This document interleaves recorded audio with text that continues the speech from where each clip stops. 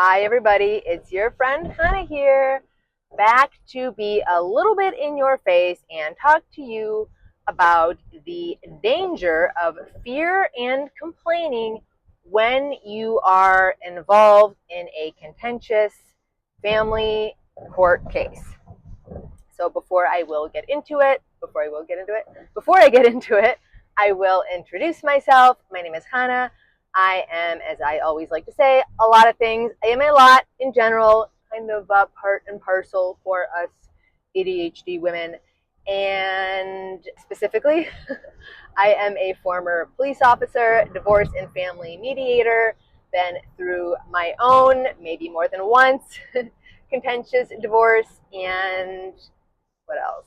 And I'm a manifestation coach through the law of assumption. And basically, on this channel, I just try to teach you about manifestation in a really healthy, grounded, psychologically healthy way that is not about spiritual bypassing or any sort of flaky nonsense. All right, so with that being said, one thing I do talk about a lot, probably because of my own experience and my background in law enforcement and my own astrological chart, is family court.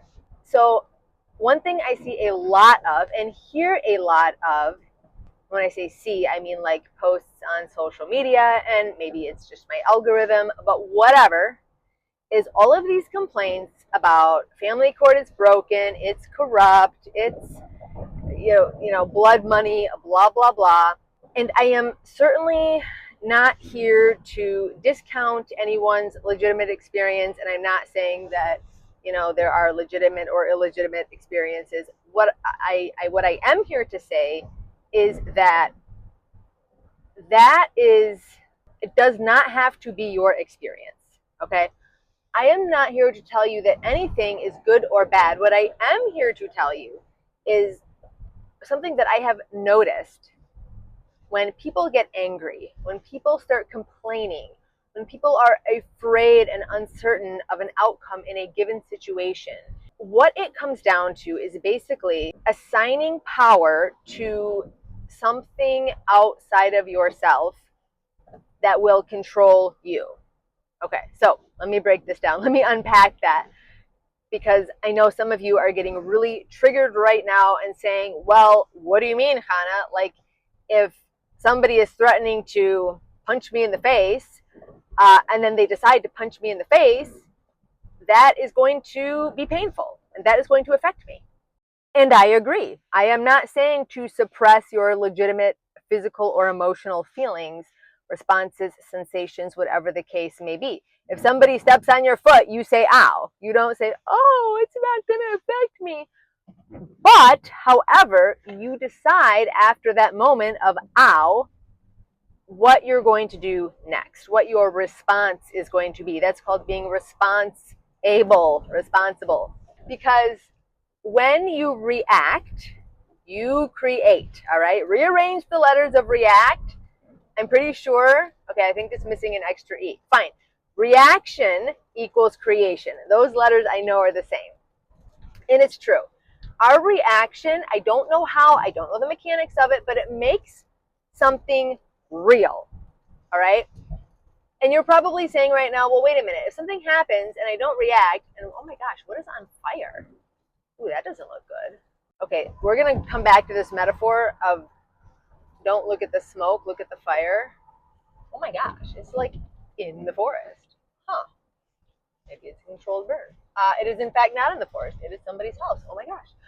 Okay, on that note, where was I with this? Did I mention I had ADHD? All right.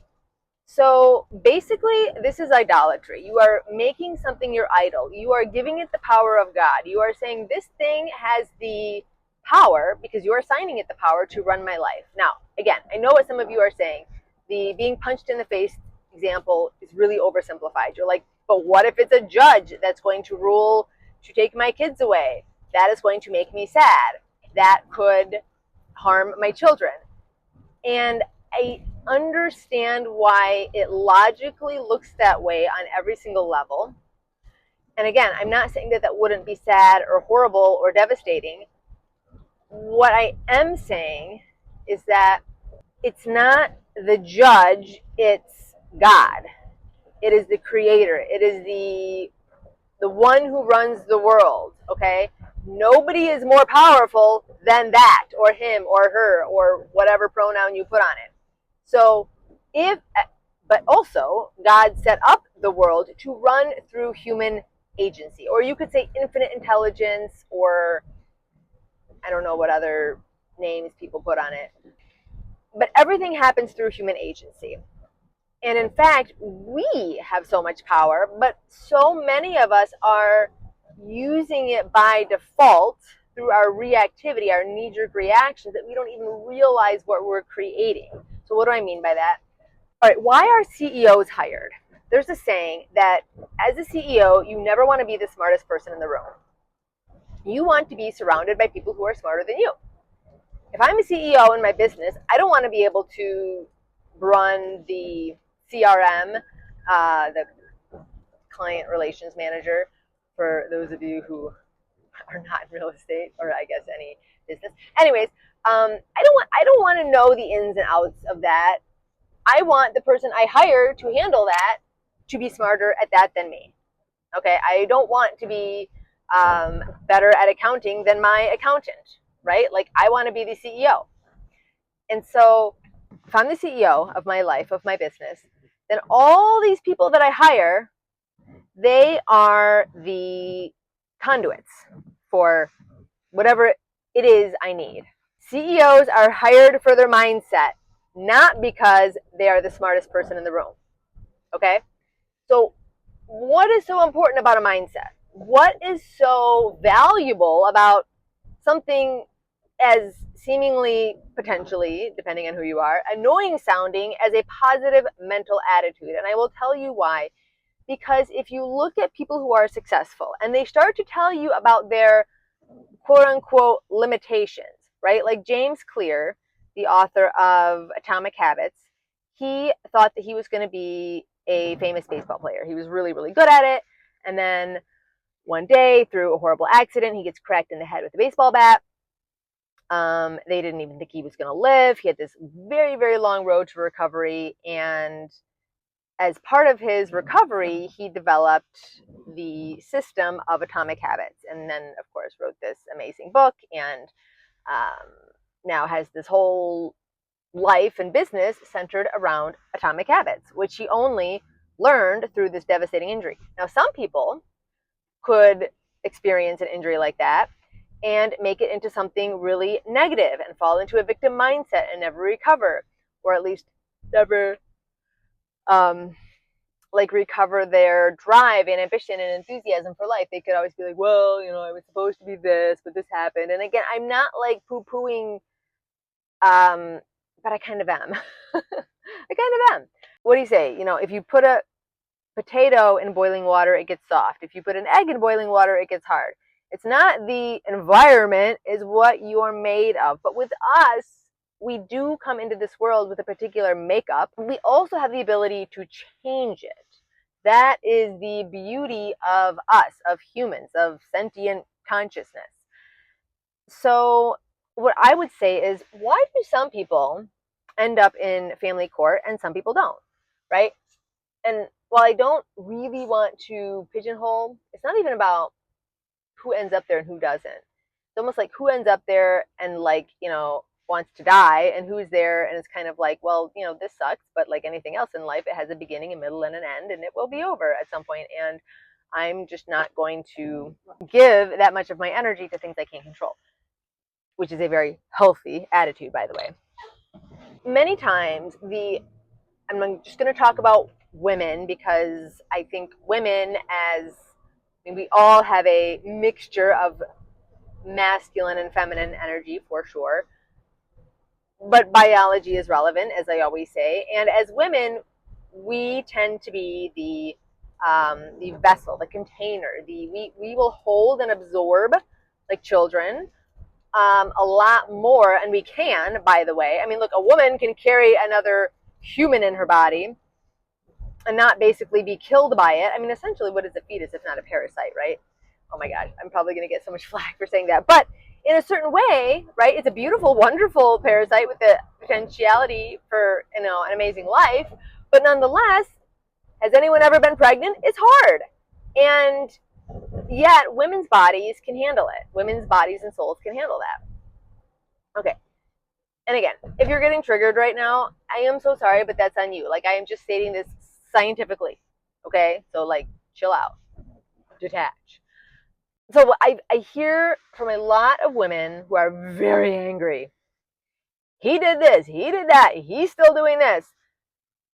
And when we are angry with a person, that is, to me, the purest form of idolatry. Because why are we ever angry? Because we expected to receive something from somebody and then we didn't receive it. Like, look at a mother who's overbearing and like overly enmeshed with her adult children and overly, like, it's not, she's like codependent. That's the word I'm thinking of.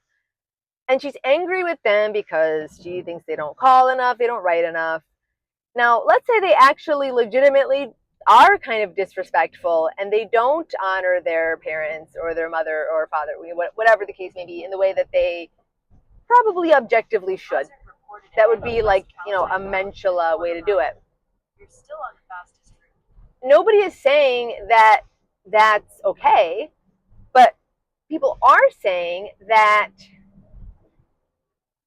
the fact that the mother's angry shows that she had some kind of expectation and it wasn't fulfilled. It was an unmet need, an unmet expectation. And again, I want to be really careful here because I am not saying that we shouldn't have needs, that we shouldn't have expectations, but we shouldn't be attached to them. We should trust that God is going to take care of us, not a person, but God's taking care of us may come through a person. I almost like always has to, because again, that's how God set it up. Otherwise, ghosts could be going around, I don't know, doing things in the world. But even if it's an angel can still embody, probably has to embody, a human form. Okay, fine. So yes, while we may be disappointed that a certain thing didn't happen, we can't blame the person. Now, again, if we let somebody into our house and they steal from us, we have to understand that we manifested that we merited it. And also, we need to hold the person accountable. You can't just throw your hands up and say, oh, well, I guess that's karma. And also, maybe there is some sort of nuanced decision that needs to be made, right? Like, maybe, I'm not even always saying that always prosecute, but there has to be a decision that is completely aligned with, and, faith and trust and certainty that once the decision is made, it's made. And if something else needs to change, then you'll be shown the way, but not to like want to do something but not do it because it's more comfortable to not do it.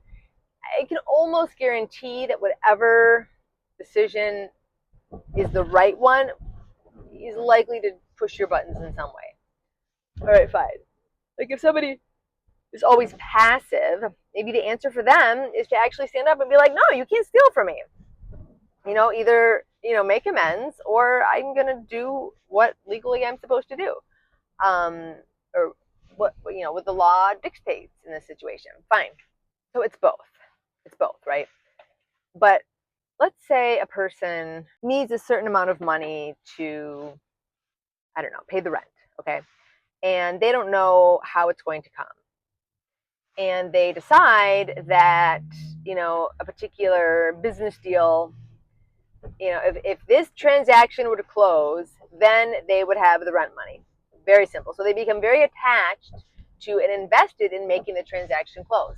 Now, I'm not saying not to be conscientious and do a good job in your work or your business. What I am saying is to make the work about showing up as the best version of yourself versus like over investing in the project itself, and even potentially being manipulative and calculating. I mean, think about this. Like, let's say two people are competing for the same contract, two different I don't know, contractors, independent contractors are competing for the same project or something, job, whatever it is. And one of them is like, well, I'll just kill the other person, you know? I mean, this is a very extreme example, obviously, but they're like, you know, I'll just kill my competition, or I'll make my competition look bad, or I will bribe the cider. Well, all of those things are not good, right? They go against the moral grain, the moral fabric of society. Like, who really wants to be that person? Who really wants to be the bad guy? Who really wants to look at themselves in the mirror after behaving like that? I mean, I suppose there are some people that just don't have a conscience, but this is about us. This is not about other people. We have to think that we have to look at other people as not even having any free will. We can never, ever, ever expect them to change. But they will change when we change, but not when we change by action, at least not if the action is empty and unaligned and insincere, right? Like, let's say we're in conflict with somebody, and let's say we did something wrong. So maybe you want to repair the relationship by, I don't know, hiding what you did, or doing something kind of manipulative, or, you know, putting a spin on it, or even like saying some words that you don't really feel, but just to say them, just to move past it. It's unlikely to move the needle. However, changing your energy, which there are myriad different ways to do that. It could be, you know, just changing who you are, starting to volunteer, or, right, like, not through words, becoming a better person. That energetically will shift things. That will move the needle, because now you're in a different reality. Now you're in a different timeline. And in that new timeline, there might be peace with that person. Okay, so as you may or may not know, I record these videos very often when I am out showing houses. And sometimes I will start a video, show a house, and I'll be driving to another house and record in the interim. And since I started or ended my last segment, I went to show a house, and apparently the seller was a retired lawyer, and he had all these lawyer books sitting out. And one of them was a true story, because I'm so nosy. You know, if you leave a book out and I show your house, I'm going to look at the book. It's called Just Mercy. It's a true story about a man who was wrongly convicted of a crime, put on death row. And the author is a guy who started a organization called like Equality and Justice or something. And it's for poor people who didn't really get a fair trial, or were wrongly convicted, or became a scapegoat, something like that. So he writes this book about a very powerful case that he handled, that he was able to exonerate this man. So I was thinking about it, and I'm like, you know, somebody could say, and I'm sure has said, in response to my videos, not to believe these other people's stories, that family court is broken and it's corrupt and it's bad and blah, blah, blah. Somebody could say, well, look what happened to that guy. He was wrongly convicted and it was proven. But here's the thing. You don't know what anybody else, as Abraham Hicks says, has going on vibrationally. What does that mean? In their vibrational escrow. Kabbalistically, we would say, you don't know what their tikkun is. You don't know what their karma is. You don't know that maybe last lifetime, they got away with something, and now this lifetime, in order to, you know, the path to their soul's redemption is to know what the opposite feels like, to be wrongly convicted. The truth is, we don't know. What we do know is that God's justice is perfect. The system is perfect. So if a person, and by the way, I'm not even saying like that anything is predetermined or fated. It could be that a person's destiny, their destiny path, their parallel destiny, lifeline, whatever that they're on, has a lot of negativity and chaos in it, because that's what matches their energy.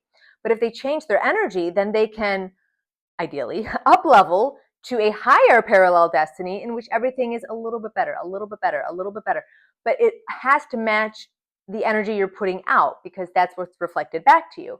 Why do you think that people in family court have such a bad experience? Because they go in miserable, and they probably got into their relationship expecting a person, a human, to make them happy.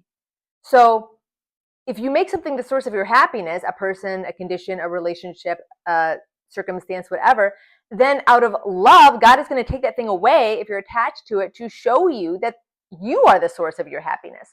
So a person who is externally dependent, right, codependent on anything. We hear about, addicts and codependency, but it could be codependency on things going your way, codependency on being seen a certain way, image management, whatever, okay?